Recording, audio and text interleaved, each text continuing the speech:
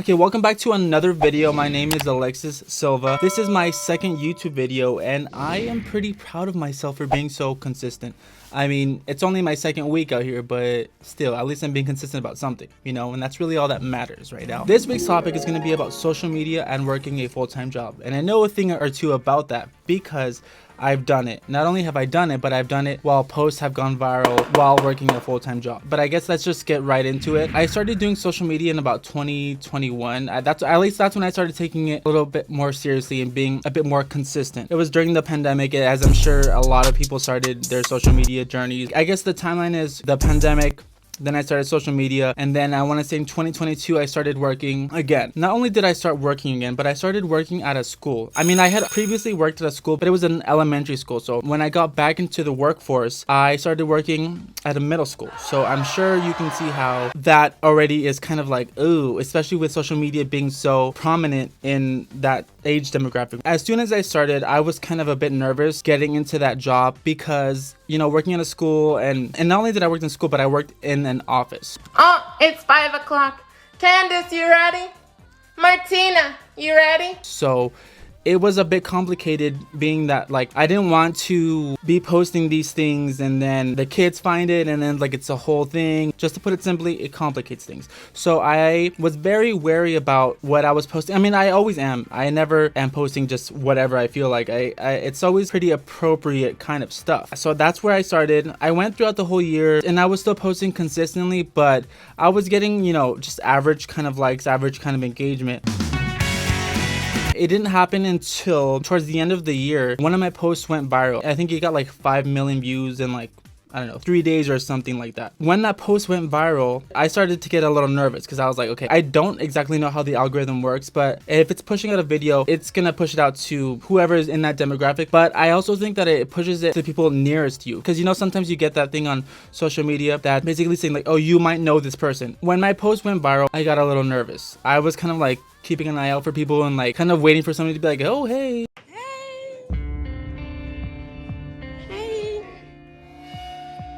A couple days had passed by and I hadn't heard anything, so I was like, okay, you know, we're good, we're chilling. Then I want to say like a week later, one of my coworkers came up to me and she was like, hey, so somebody came up on my For You page, and I was like, oh, great, like, here we go. And then she was like, wow, that's so crazy. And she was being super nice. Like, there was nothing wrong with what she said. It just made me feel, it made me want to like crawl up, because they know a version of me, and me on social media is another version of me.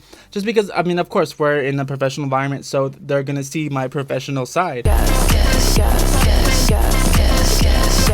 I don't know, it just feels weird. I'm sure you can understand if you post on social media and one of your coworkers like finds your account.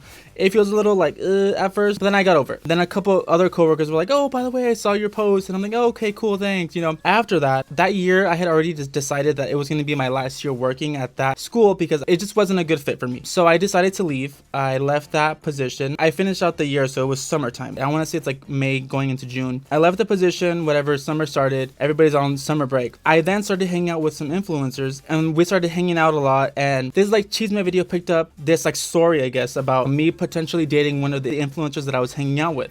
And this post got some traction. I still remember this very clearly. I was hanging out with some friends, some coworkers. We just had dinner and we were hanging out at somebody's house, and then somebody's like, what the heck? And they're looking at their phone and they're like, what is this? And they're like, it's about you. I was like, me? And then she was like, yeah, like, look. And it's like this Cheeseman video about like, oh, this person is potentially dating this person.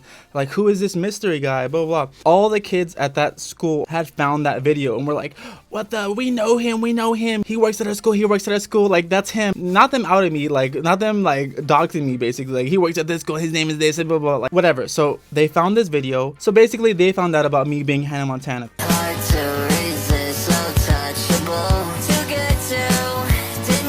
But by then I had already stopped working at that school. I think I left at the perfect time, because had I not, it would have just led to many more awkward moments. Not only that, but I think it just would have been a weird situation with the other administration. I really was not interested in having that conversation. So I knew it was time for me to GTFO. So I did. And then I didn't work again for like another like year or so. So then I started working at another place. And at this place, I was their like marketing / social media person. But they knew about my social media because that's how I got the job. And by then I had already gotten a few viral videos. I felt less pressure there because they knew I did social media. But again, even though they know that I do social media, I was also a bit wary about what I was posting now, because I mean, I post relatable content on social media, but when I post my relatable content, I kind of have to like be careful about what I pull from my own life, because sometimes I want to be complaining about work, but in the back of my mind I'm thinking like, what if they find this and they show my boss and my boss is like, what the fuck, you know? That was another layer that I had there. Also, like I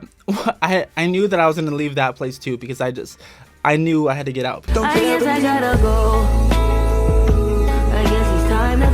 Because I mean, that the whole lore about that is kind of crazy. Maybe I'll do a story time on that a little later on, not when the wound is so fresh though. So yes, so I kind of was like, I'm gonna be careful about what I post. I'm still gonna be posting on social media. I'm still gonna be drawing from my own experiences. And just a side note, in terms of if you are gonna be posting on social media, or you want to start posting on social media, and especially trying to get into like the relatable thing, most of your experiences are not unique. No matter how unique you think the experience might be, chances are that millions of other people have also experienced that and gone through that. It's just how it is. It's just, you know. So knowing that, I obviously try to pull from my own experiences, because those are the things that perform best. Those are the things that people connect to the most. So I made a video talking about the work environment. Hey, sorry to call. Are you working? Hey, yeah, but I can just quit. Why? What's going on? Basically, the premise of the video was like you wanting to quit a job for literally any reason, whether that be your friend just calling you to hang out. And that started performing well, not only on TikTok, but also on Instagram. I knew it was 2 platforms that were now pushing out that video. So I got a little more nervous, because I was like, okay, this is a work-related video. Not only is it work-related, but it's kind of like me saying that I'm somewhat unhappy. But anyways, some time passed, they never mentioned it. Even to this day, they never mentioned it. I'm not sure if they saw it or not. They might have, I don't know. Maybe they just dropped it, or maybe they could see the humor behind it. They just didn't care. My main concern was like, say I post like a thirst trap or something, or like a gym progress kind of video. I didn't want them to be like, hey, we saw your thirst trap on the internet. Do you have the Q2 reports? You know, like, I don't want that whole conversation. In general, if you're going to be juggling social media while working a full-time job, the best practice is to just be very mindful of what you're posting. Keep the themes somewhat family oriented. I think that's just like your safest bet. Also, another tip, most of the videos that I did for this company, I was not in it, because one, I do my own personal social media, and I've done like paid ads and things like that. So I figured, I was like, well, why am I going to be in these people's videos if I get paid to promote people's videos? Like, I know they're paying me, but they're paying me for a job. They're paying me for a service. They're not paying for me. They're not paying for my like likeness in their videos. I am the creative engine. I'm not the face of the company. I made it a point to not be in any of the videos for that reason. I didn't want one of my videos to go viral, and for some reason the message behind the video not aligning with the company, and the company being like, well, you're in all our videos and you have your own personal thing, and now they're kind of contradicting. This is not a good image for us. So for that reason, I made sure that I separated my own personal stuff from my work with them. They had even brought it up like, oh, can you be in the video? And I was very explicit with them, knowing like I do my own things. I don't want to cross those boundaries. There's like a pipeline of like person who does social media to becoming a social media manager. For those people that are getting into that, your brand is not the same as you being a social media manager. It's not the same thing. Although you have that experience, you have to be able to separate those things, especially in social media, that it's such a new thing that's going on, especially in the workforce. A social media manager is such a new position.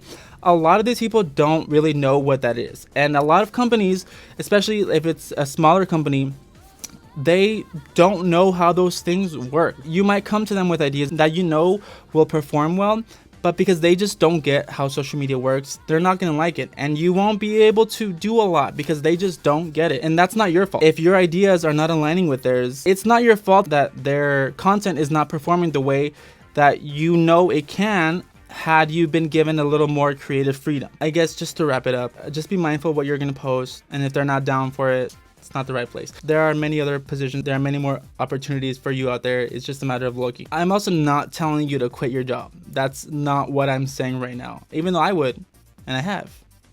but I'm not telling you to do that. But before I leave you jobless, I'm just gonna wrap this video up because it's getting way too long and I feel like I'm going in circles now. So again, I'm not really sure what I'm gonna do exactly every week. I guess it's just kind of like what comes to mind, or if you guys have any suggestions, comment them below. With these videos, I'm gonna have some like music stuff sprinkled in so that I'm not just posting straight up only music or straight up like social media content. I guess that's basically it for today. Thanks again for watching the video. I appreciate all of your attention, and I hope to see you again. Until next time.